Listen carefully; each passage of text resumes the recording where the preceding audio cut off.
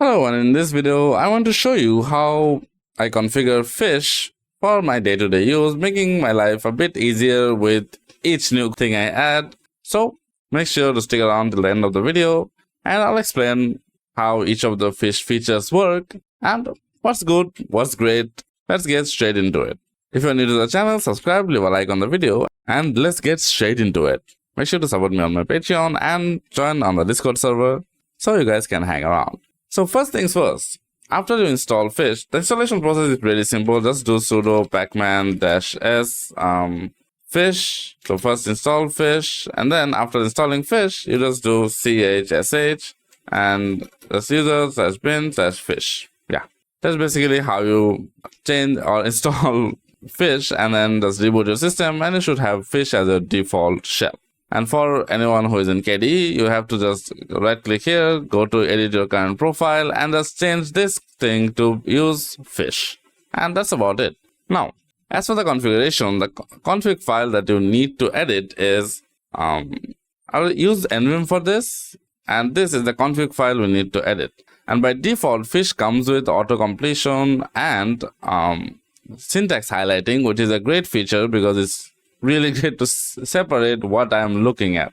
So anyway, after getting in here, you'll see that I already added a single line. Let me just make this a bit larger. So there we go.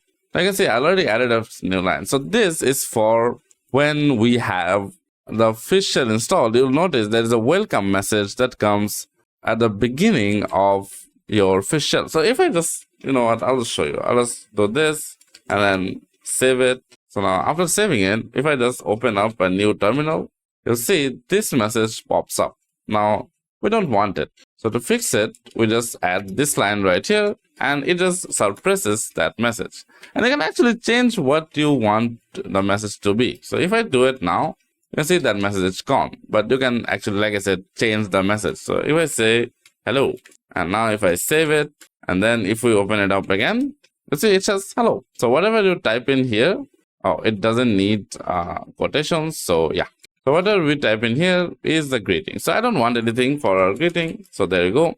Now what I want to do is add a few abbreviations. Yeah, fish does support it. So yeah, abbreviations are basically some things that will autocomplete as soon as you type it in. So I'll use a few. Now, the first one that I want to add is for updates. So if I do abbr -a, and then if I say for updates, if I type in update, I want it to autocomplete to sudo pacman-syu. So that should, for update, I'll just use this. It will just upgrade the whole system. And then we can do abbr a, and then let's say for install, I want it to autocomplete to sudo pacman-s, and there you go. Again, abbr-a. Now I want to add for remove, or yeah, I'll just use remove. We can do sudo pacman-s, -rns, which will just, like I said, this will autocomplete as soon as we type it in. And also I'll add a few things for like moving around in directories. So -a, let's say if I type in ... I want it to do cd dot, so it will go one step back. Then if I do this again, let's say if I type in this, you can do cd ...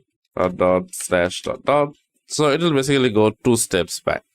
Not this, I want it to be dots. There we go. Now these are abbreviations. So let's say I want to add a few aliases. Now the difference between abbreviations and aliases is if you use abbreviations or abbr, this will save the command in your history. So a fish has a native history, which I'll show you in a bit, but this will allow you to save the command in your history. But aliases won't save the command in your history, but it will just run what is told. So let's say I want to use alias, and then let's say when I type in ll, I want it to do ls-lah, and yeah, usually I would do it as abbreviations, but it doesn't matter that much. And if I do LA, I want it to be honest, you know what, I'll do this at abbreviations, mostly because since I do make a content or YouTube for you guys, If I just randomly start typing in aliases, you guys will be confused as to what I am actually trying to type in. So I'll use abbreviations. So it helps me be a bit faster. So LAH, then I want like to add -a. Oh, this is a good one. Wait, let me just type this in. -a. And if I do MK, yeah, I wanted to do mkdir-p. It's a bit of an annoying thing, which I usually just forget. And that should be it. If I remember something, I'll probably add it as well. But I don't remember anything for now. So if I do, let me add a few aliases as well, just to show you guys. Let's say, for example, if I do grep, and we just wanted to default to grep --color auto. Yeah. Now I would usually, like I said, do these things as aliases, but like I said, it gets confusing for viewers, so I don't want to do it. But let me show you what are the differences between them. Maybe I should use another alias just to show you guys how it works. And let's say, you know what, I'll add an even more shortcut for myself. If I do alias, I would say let's do UG, and let's say this will do an update. So sudo pacman -syu. Let's say if I do alias I, yeah, just an I. If I do sudo pacman -s, yeah. And if I do alias, and let's say for remove I use R, and we do sudo pacman -rns, and yeah. Now this will be aliases. So what's the main difference between these two? Let me show you. If I do like clear this out, let me just make this a bit larger so it's easier to see. If I do if I do update, I need to source this first. So this needs to be source. So let's do source. There you go. Now if I do update and then hit space, it will auto-complete it. And I don't even need to press space. If I do update and press enter, you can see it auto-completes the command and just types it in.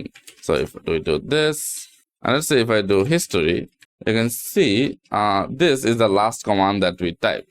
But like I said, that using update just adds it to the history. But if I do also for install, like I said, install, if I just press space, it just goes there.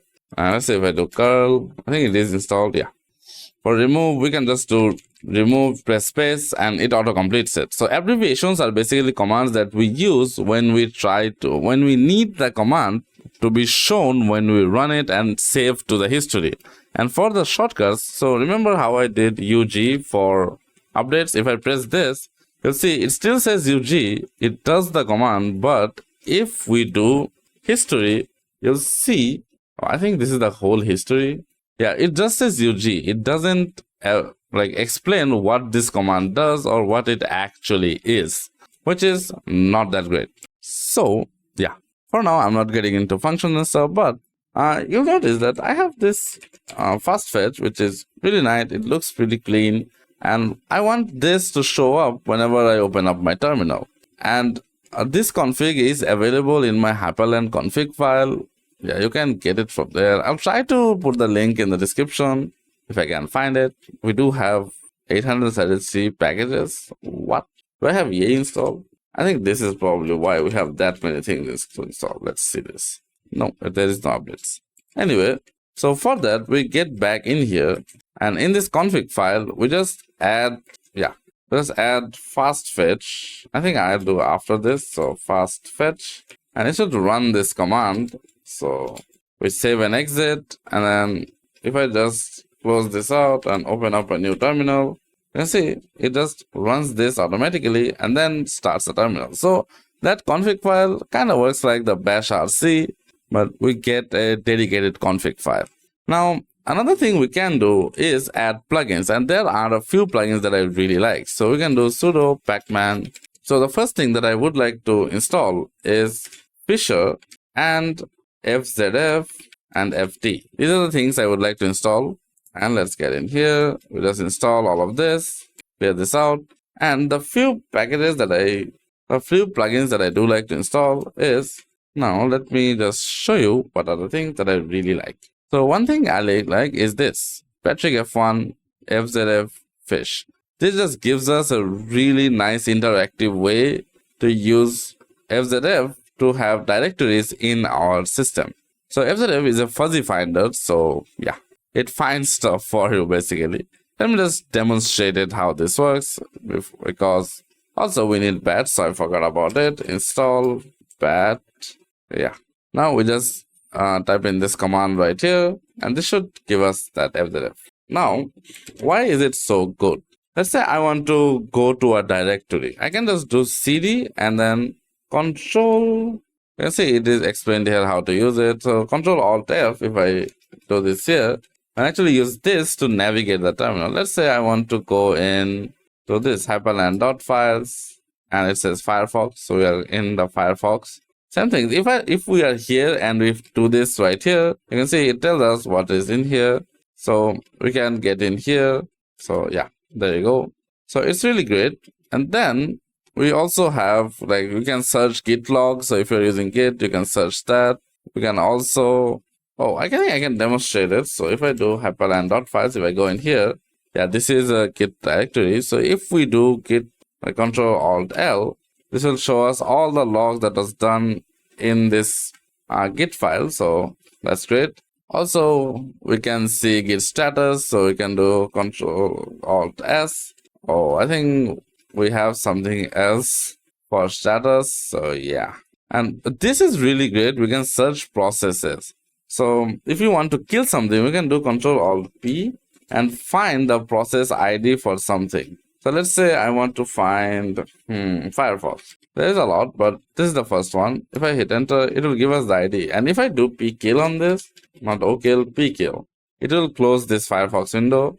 But I think I need sudo for this.